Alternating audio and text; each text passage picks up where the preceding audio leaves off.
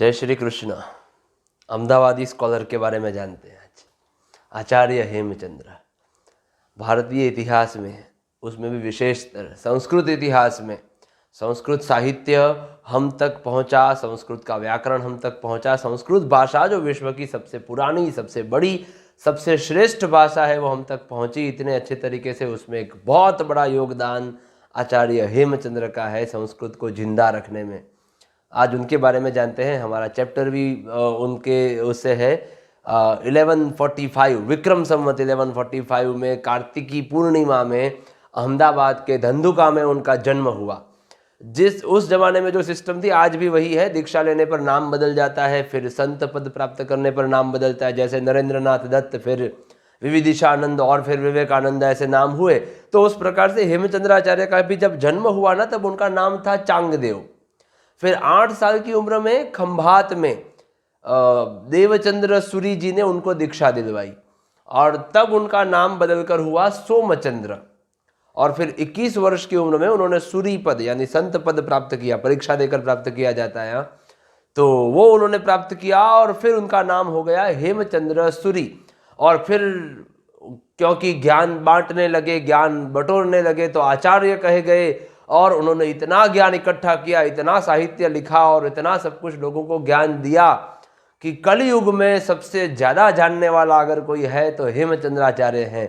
ऐसा एक धारणा खड़ी हो गई और इसीलिए उनके नाम के आगे विशेषण लग गया, Kalikal Sarvagya, who knows everything in this Kaliyug, Kalikal सर्वज्ञो Hemchandracharya. यही हमारे चैप्टर का हेडिंग है। इनकी सबसे फेमस हुई पुस्तक जिसके बारे में शायद आप जानते हैं, सिद्ध हेम शब्दानुशासन। ये पढ़ने में भी पहले छोटे से तब से आया होगा। उसके पीछे की जो कहानी है वो पहले देख लेते हैं कि पाटन, अनहिलपुर पाटन के राजा थे सिद्धराज जयसिंह। आपको शायद सोलंकी डायनेस्टी वगैरह में पढ़ने में आया होगा। और उन्होंने उस जमाने में यानी विक्रम संवत की 12th सेंचुरी में, 12वीं शताब्दी में मालवा प्रदेश पर आक्रमण किया। फेमस होने के लिए और कुछ कारण नहीं था, पर मालवा प्रदेश पर उन्होंने आक्रमण किया और वहां से मतलब जीत गए। तो वहां का सारा, यशोवर्मा नाम के राजा थे वहां के, तो उनको हराकर सारा धन जो है, रुपया जो है वो लेकर आए। वहां की लाइब्रेरी में से सारी बुक्स उठा लाए, पूरा ग्रंथागार लेकर आए और वापस आ गए अनहिलपुर पाटन। यहाँ आकर जब वो ग्रंथागार देख रहे थे तब लाइब्रेरी में से एक बहुत अद्भुत ग्रंथ मिला उनको, जो भोज राजा ने लिखा था।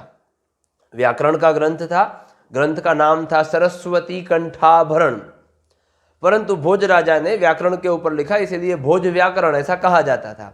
इसको देखकर सिद्धराज जयसिंह को विचार आया कि मैंने मालवा प्रदेश पर आक्रमण किया, वहां से धन लेकर आया, उसका मैं स्वामी बन गया, ग्रंथागार वहां का, लाइब्रेरी वहां की मेरे हाथ में लग गई, फिर भी ये भोज राजा भोज व्याकरण ग्रंथ से जितने फेमस हुए, उनको जितनी कीर्ति मिली, उतनी कीर्ति, उतनी फेम मुझे नहीं मिली।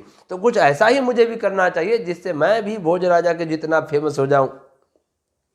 ऐसा सोचकर सिद्धराज जयसिंह हेमचंद्राचार्य के पास आए, जैन मुनि हेमचंद्र के पास आए और उन्होंने उनको कहा कि आचार्य, आप एक ऐसा ग्रंथ बनाइए, एक ऐसा ग्रंथ रचिए कि जिससे मैं और आप हमेशा हमेशा के लिए हमारी कीर्ति अमर हो जाए। ऐसा एक भोज व्याकरण जैसा कोई ग्रंथ बनाइए। तो इस बात से प्रेरित होकर आचार्य हेमचंद्र ने एक अपूर्व व्याकरण ग्रंथ की रचना की और उसका नाम सिद्धराज का सिद्ध और हेमचंद्र का हेम, ऐसा सिद्ध हेम शब्दानुशासन, ये नाम आपने कई बार सुना होगा। तो ये वो ग्रंथ बना गया। लगभग 8 अध्याय का ये ग्रंथ है। शुरुआत के 6 अध्याय संस्कृत भाषा का व्याकरण है, अंतिम 2 अध्यायों में प्राकृत भाषाओं का व्याकरण है, जो कि अभी तक भी बहुत ही प्रसिद्ध ग्रंथ है। बाकी हेमचंद्राचार्य ने बहुत कुछ लिखा है। 1 लाख श्लोक जितना उनका साहित्य है, यानी पूरा एक महाभारत का ग्रंथ हो जाए उतना हेमचंद्राचार्य लिख कर गए हैं, जिसमें बहुत सारे ग्रंथ हैं। यहाँ कुछ नाम दिए हैं कि भाई अभिधान चिंतामणि नाम का एक कोश ग्रंथ यानी डिक्शनरी उन्होंने लिखी। फिर चालुक्य वंशोत्कीर्तनम, ऐसा एक महाकाव्य लिखा जिसमें चालुक्य वंश के राजाओं की कथा है। कथा ही सिर्फ नहीं, साथ में व्याकरण भी है। संस्कृत भाषा और प्राकृत दोनों भाषाओं में है और द्वयाश्रय ऐसा का अद्भुत ग्रंथ है। ऐसा वो महाकाव्य लिखा।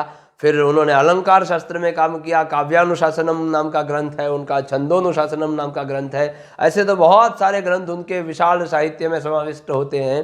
तो हेमचंद्राचार्य भले ही गुजरात में जन्मे, पर सिर्फ गुजरात में नहीं, संस्कृत साहित्य के समग्र आकाश में वो सूर्य की तरह प्रकाशित हैं। तो ऐसे हेमचंद्राचार्य से हम भी ये प्रेरणा लें कि पढ़ें सिर्फ 1-2 मार्क्स के लिए नहीं, कुछ ऐसा ज्ञान पाकर जाएं कि हम जहाँ हैं वहाँ अपने आप में तो ये सोच पाएँ कि नहीं हमारे पास ज्ञान है। तो ऐसा कुछ करें और इस प्रकार से आप भी चैप्टर्स पढ़ें। इसका वर्ड टू वर्ड ट्रांसलेशन के लिए हम अलग वीडियो बना रहे हैं। आगे के जो चैप्टर्स हैं वो भी इस चैनल में सारे हैं, चैनल को सब्सक्राइब करें, आगे के चैप्टर्स सारे आप पढ़ें। उसकी लिंक जो है वो आई बटन में भी दी गई है, चैनल की लिंक डिस्क्रिप्शन में भी दी गई है, तो वो भी आप देखें और आप बस इस प्रकार से पढ़ते रहें। संस्कृत की ओर आपका प्यार बढ़े, ऐसी शुभकामना। धन्यवाद। जय श्री कृष्ण।